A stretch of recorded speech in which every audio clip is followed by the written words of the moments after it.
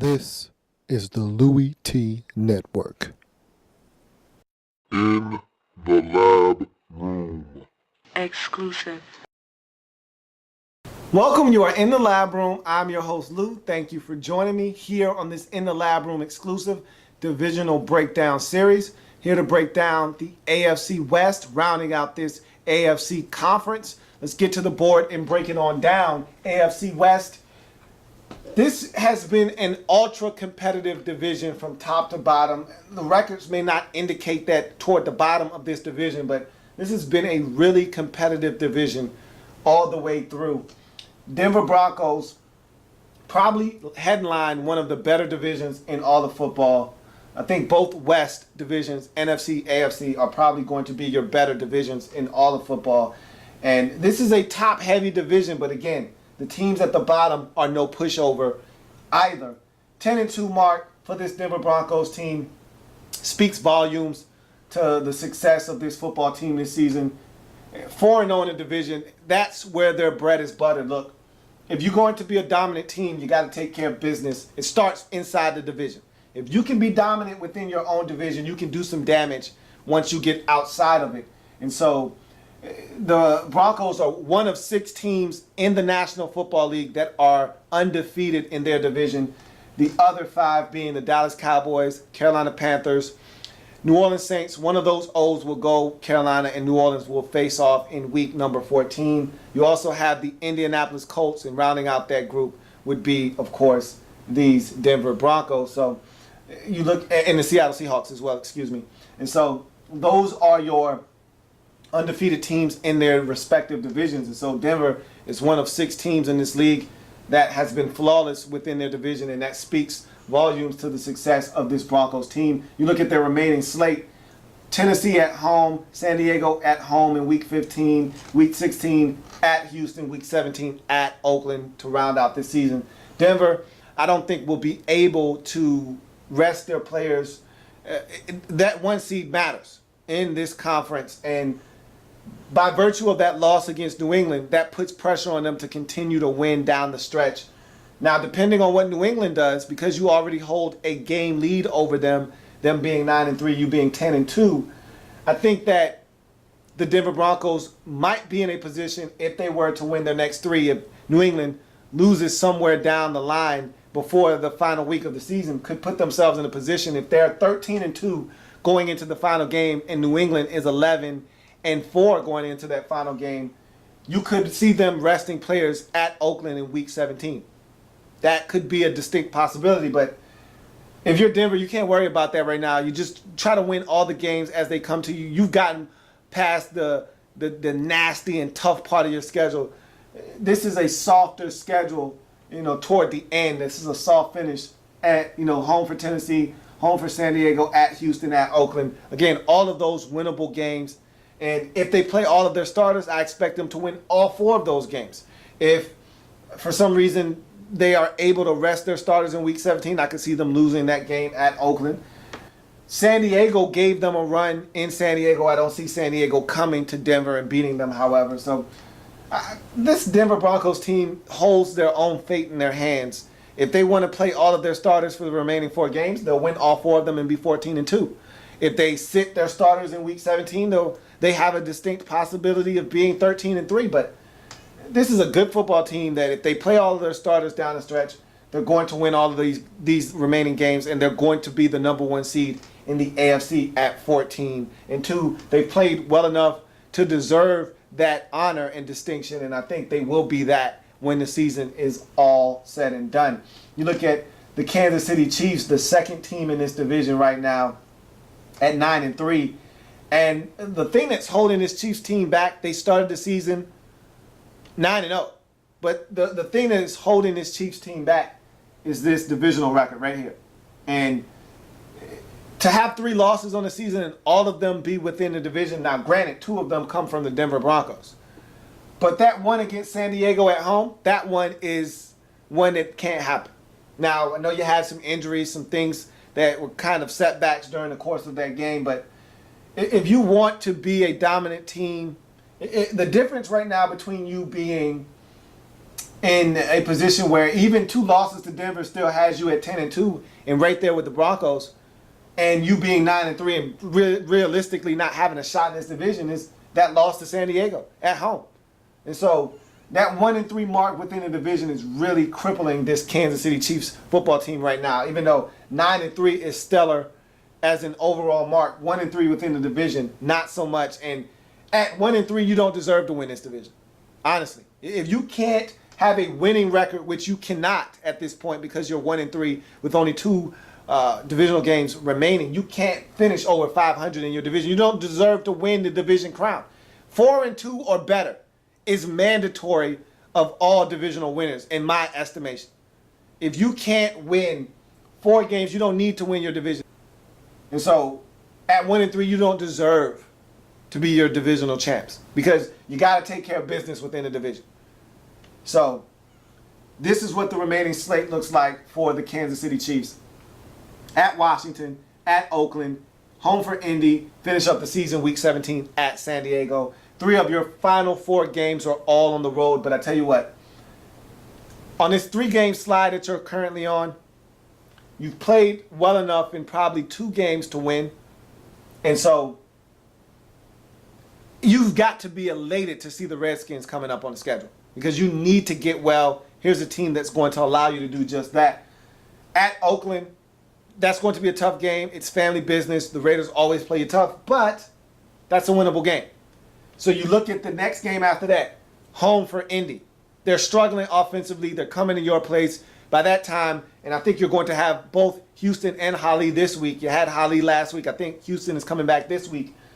You should have all of your defensive players, barring any injuries, in that football game. You should be able to get pressure on Andrew Luck, force some turnovers, win that football game. At San Diego to finish out the season. Again, family business, AFC style. They've already beaten you once. What's to stop them from doing it again? But I think you could easily win all 4 of these games to finish up the season. I could see you winning 3 out of the 4 games because I think that San Diego game is going to be tough for you to win. They'll be trying to play spoilers at that point, and they're still in the playoff hunt as the season unfolds. They still have a shot, even though it's a long shot at this point. They still got a shot to make the playoffs. So who knows what that game means for San Diego at the end of the season. But looking at your remaining slate, and it's a relatively soft finish to the season. At Washington, you should win that game. At Oakland, again, I think you should win that game. Indy at home, I think you can win that game. San Diego on the road, that might be one that you don't get. Honestly, down the stretch, I see you finishing 3-1. And so I don't know which one will be the loss, but I feel like Washington and Oakland are definitely wins. Whether you lose to Indy or win that one, I don't know. Whether you lose to San Diego, I don't know. But I think you'll finish this season up at 12-4, which is a really good mark, which is a really respectable total. And in most divisions, that's good enough to be the divisional winner. It just happens that you play in a division with a dominant Denver Broncos football team that's probably going to finish, 14-2, no worse than 13-3, and you won't be able to call yourself AFC West champions. But that's nothing to hang your head about. And at 12-4 or 11-5, you'll be the number 5 seed in this division, in this conference, and you'll be the number 2 team in this division. And if you're the Chiefs, all you can do is play football and put yourself in a position to just win games and go into the playoffs playing at an extremely high level with some confidence. And you're going to have to be road warriors, is what you're going to have to be. But with your style of play, that bodes well for you because you can pack a run game and some defense and take that on the road and try to get wins. So we'll see how you finish out the season. In third place in this division, the San Diego Chargers. San Diego Superchargers. At 5-7, this team, I think, is a year away, and I've already said that 2 or 3 or 4 times in the past, that this team is a year away from being where they want to be. First year head coach Mike McCoy, first year GM Tom Telesco have done a wonderful job of assembling guys that have really put them in some positions to win some football games. They just haven't been able to close the show. They were close against Denver, couldn't get it done. They were close against Washington, couldn't get it done. And so they've been in situations close against Miami, couldn't get it done. Last week, close against Cincinnati couldn't get it done. And so that 1-2 record within your division kind of epitomizes the season for this San Diego Chargers team. Close against Denver, couldn't get it done. Close against Oakland, couldn't get it done. And so you're 1-2 in this division, which means you still have 3 games left within this division. So you still got a ton of divisional football left to play, but you're right there in the thick of things, still in this AFC playoff picture. But I think that loss last week to Cincinnati, and even 2 weeks ago, I think that was even more of a back-breaking loss against Miami. In Miami, you're at 5-7. I don't think you're going to get into the postseason.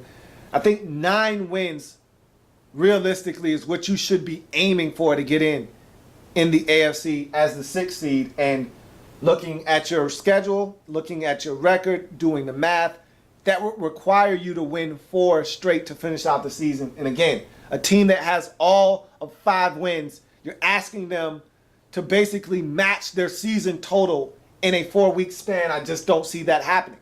I don't see you winning 4 straight to get to 9-7 to put yourself in the playoffs. You needed to be able to have done more work at this point. You should have been 6-6, no worse than 6-6. You should honestly probably be 7-5 at this point. But 5-7 isn't good enough in this division, nor is it good enough in this conference. But let's look at your remaining schedule. Home for the Giants, at Denver, home for Oakland in Week 16, rounding out your season. Week 17, home for Kansas City. So 3 of your last 4 games are at home. So that's great. That's huge for you. But again, a team that has struggled with consistency and winning at home really doesn't do you much good to have 3 out of 4 at home when you haven't been a dominant home team this season. But you should be able to beat the Giants. At Denver in week number 15, that's a tough one. I don't think you're going to get it. But who's to say it's family business? Who's to say you don't come out on top there? Home for Oakland in week 16. That's a winnable game, but they already beat you once up at O.co. So who's to say that you get them just because they're coming to your place? That's family business. It's going to be a tough matchup. We'll see what happens there. And rounding out your season, home against Kansas City. Again, that's a team that you've beaten in Kansas City just a couple of weeks ago. But again, just because you beat them in Arrowhead doesn't mean that you're going to have the same success at home. So we'll see. I mean, these are all winnable games with the exception of Denver. I don't think you're going to get that game at Denver. But Giants, winnable game. Raiders, winnable game. Kansas City, winnable game. All of those games that I just mentioned, Giants, Raiders, Chiefs, all at home, those are all winnable football games. I could see you finishing out the season at 8-8. That's a definite possibility for you.